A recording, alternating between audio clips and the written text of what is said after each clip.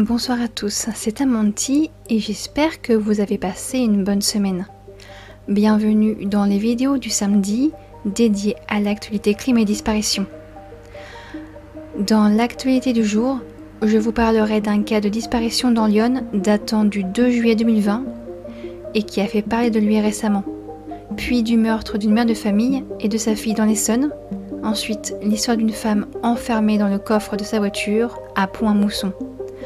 Autre actualité, à Pouillastruc, le suspect du double homicide est toujours recherché.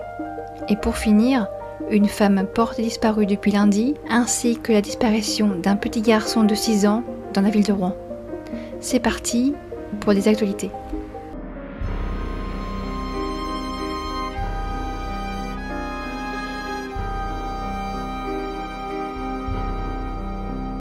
La disparition de Chantal Mellet.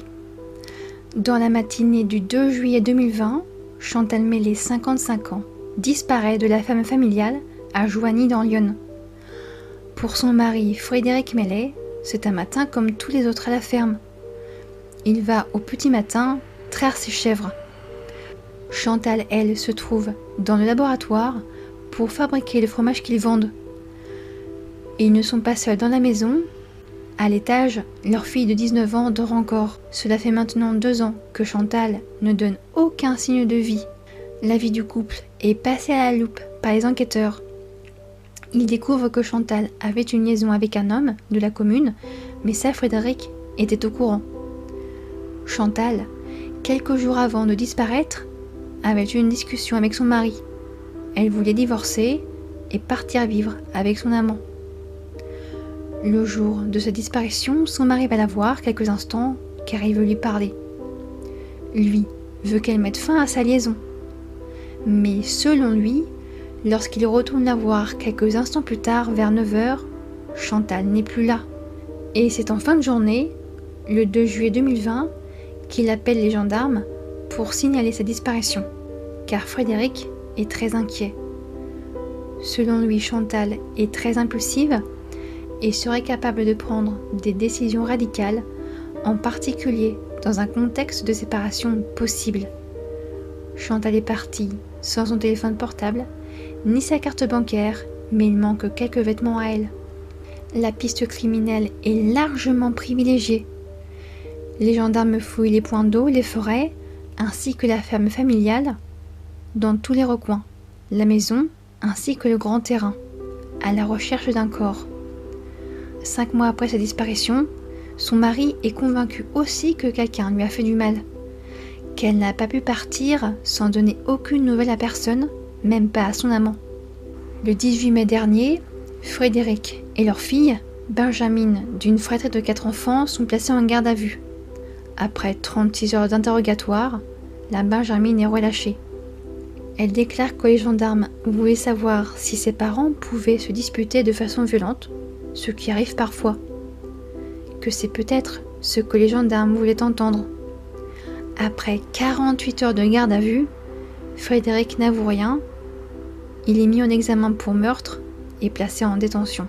Le procureur d'Auxerre évoque, je cite, « des incohérences entre les récits des différents membres de la famille. Cependant, avant d'avoir soupçonné l'époux, je cite, pendant 2 ans, d'autres pistes ont été explorées avant d'aboutir à la mise en examen de Frédéric Mellet. Les filles du couple restent persuadées que leur père n'a rien fait de mal à leur mère, et rien ne démontre sa culpabilité. Pas de sang, pas de corps, aucune trace. Il n'y a que de la présomption de la part des enquêteurs. Blessé mortellement à l'arme blanche. Dans la matinée, vers 7h du matin, le lundi 25 juillet dernier, une femme de 50 ans et sa fille de 14 ans ont été mortellement blessées par arme blanche dans un logement social, rue du 14 juillet, à Vigneux-sur-Seine dans l'Essonne. Le suspect dans cette affaire n'est autre qu'un homme, un ancien compagnon de la mère qui les hébergeait. Il est placé en garde à vue juste après les faits et une enquête de flagrance est ouverte. L'enquête de flagrance débute juste après les faits, lorsqu'une personne est retrouvée avec l'arme de crime dans les mains par exemple, ou qu'elle porte des indices ou des traces qui montrent qu'elle était bien présente au moment des faits. La mère Kadia décède dans l'appartement du suspect. Sa fille Nabou décédera des suites de ses blessures à l'hôpital Henri Mondor de Créteil, dans le Val-de-Marne. L'homme de 45 ans tenait des propos incohérents avant le crime, et ce, devant plusieurs témoins, évoquant la magie. Un examen psychiatrique est en cours. Enfermé dans son coffre de voiture. Dimanche dernier, sur le parking d'un supermarché de Pont-à-Mousson en Meurthe-et-Moselle, une femme de 28 ans vient de finir de faire ses courses. Sur le point de quitter le parking, elle est braquée par un homme armé d'un pistolet. Il lui prend sa carte de crédit et la contraint à rentrer dans son coffre. Elle parvient à composer le numéro d'urgence, le 17, lorsque l'homme sort du véhicule, et elle sera géolocalisée par la police qui va suivre son trajet. L'homme va déposer sa victime sur le bas-côté de la route et repart. L'agresseur sera arrêté sur le parking du supermarché où il avait enlevé la femme pour reprendre son propre véhicule. Sur lui, l'homme de 57 ans, vivant à Metz, avait une arme factice et 1 000 € qu'il venait de retirer avec la carte bleue de sa victime. Après son placement en garde à vue, il a reconnu les faits. Il sera jugé en comparution immédiate pour enlèvement, séquestration et extorsion sous la menace d'une arme, le mercredi 27 juillet 2022. Il est condamné à 4 ans de prison, dont 2 ans ferme. À la recherche de Cédric Tolline.